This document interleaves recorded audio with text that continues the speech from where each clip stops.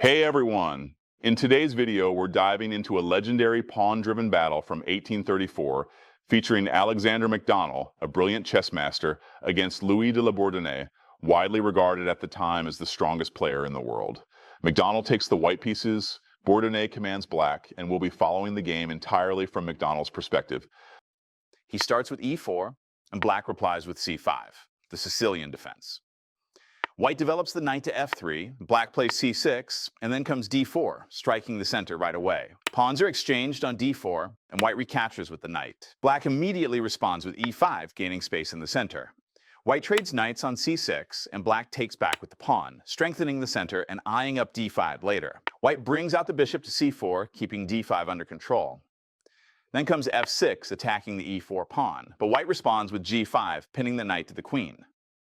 Black plays e7, breaking the pin and threatening to capture on e4. White doesn't castle yet. Instead, e2 to protect the central pawn. Black goes for d5, grabbing space and initiative in the center. White captures the knight on f6, and after black recaptures, white doesn't exchange on d5, instead pulling the bishop back to maintain pressure. Capturing on e4 would destroy black's pawn structure, so they castle. White follows and castles as well. Black pushes the a-pawn, threatening a4, which would trap the bishop. There's nowhere for it to go. So white first captures on d5, and after black recaptures, they bring a rook to the center. The d5 pawn is now under pressure. Black pushes it further, d4, and white follows with c4, blocking the diagonal and making sure a4 is no longer an issue. Now the bishop can fall back to c2 if needed. Black brings the queen out to b6, preparing to double the rooks. White repositions the bishop to c2, now eyeing the king side. And then white offers a poisoned pawn on b2. If black captures, they walk into h7, and after king takes, white wins the queen. But black doesn't fall for it, and instead brings out their bishop along the long diagonal. White develops the knight to d2, heading toward e4, a key blockading square. Black places the rook on e8, applying pressure in the center. But both sides avoid trades for now. Black pulls the bishop back to f6, not only dodging exchanges, but also prepping the central pawn break f5. White reacts with c5, freeing up c4 and opening up diagonals. Now if f5 comes, the king's defenses might weaken. Black's queen is attacked. It retreats to c6, creating a strong diagonal battery. The knight on e4 can't move. If it does, mate follows on g2. So white supports the knight on e4. Black plays e7, aiming to remove the c5 pawn, but white defends with c1, lining up along the half-open file. Black finally pushes f5, attacking the knight, but white throws in a check with the queen from c4, forcing black's king to step aside. And instead of retreating the knight, white plays a brilliant shot, a4, skewering the queen on c6 and the rook on e8. Next, queen shifts to h6, eyeing e3. White goes ahead and captures the rook on e8. While black takes the knight on e4, black's light square bishop becomes powerful, threatening to destroy white's pawn shield with f3. Although white has an exchange up, those light squares are crumbling. White tries to stop it all with c6, hitting the bishop, but capturing the bishop on e8 now lets white grab the b7 pawn and create a massive passer. So instead, black plays f3, sacrificing the bishop on b7.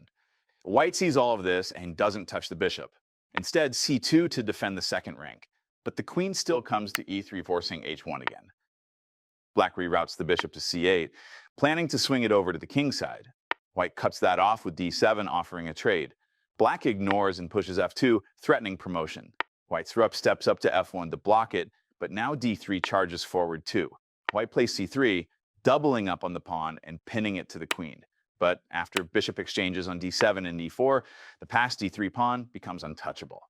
MacDonald sees the danger and tries c8, aiming to undo the queen. But if black captures the queen, white's plan is takes f8 and then queening the pawn on d8. Bourdonnais calmly plays d8, blocking the promotion.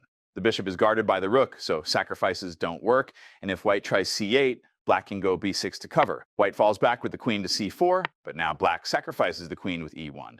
Capturing it leads straight into promotion and mate.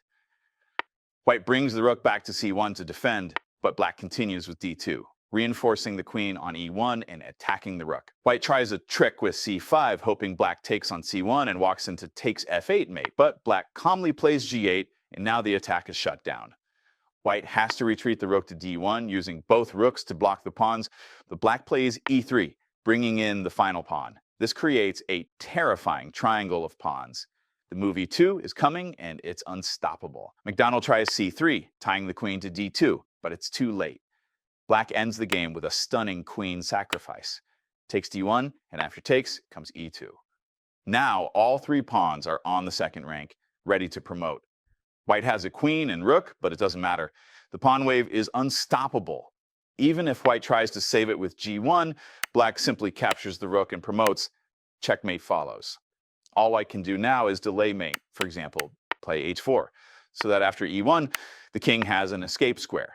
But then comes f1, followed by another promotion. Checkmate in a few moves is inevitable. Macdonald resigned after e2. And that's how this game earned its place in chess history and remains famous to this day. Thanks for watching. If you enjoyed the video, don't forget to like and subscribe to support the channel. See you in the next one.